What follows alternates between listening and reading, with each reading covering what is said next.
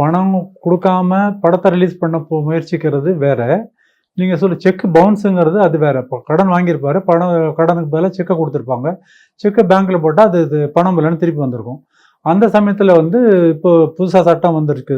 87ல சட்டம் வந்துச்சு. அந்த சட்டப்படி செக்கு பவுன்ஸ் ஆச்சுன்னா, அவங்களுக்கு பனிஷ்மென்ட் குடுக்கலாம். 2 வருஷம் தண்டனை குடுக்கலாம். ஜெயில் தண்டனை குடுக்கலாம். அதோட இல்லாம காம்பன்சேஷன் தரலாம். 2 பங்கு காம்பன்சேஷன் தரலாம். செக் அமௌண்ட் 5,000னா ரூ. 10,000 காம்பன்சேஷன் தரலாம். ரூ. 10,00,000னா ரூ. 20,00,000 காம்பன்சேஷன் தரலாம். அப்படின்னு தான் இருக்கும். அப்படிலாம் இருக்குது.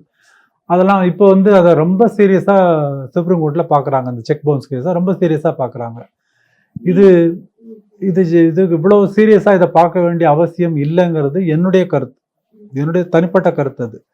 அது ஏன்னா நெகோஷியபிள் இன்ஸ்ட்ருமெண்ட் ஆக்ட்ங்கிறது 2 வரும் அதுல.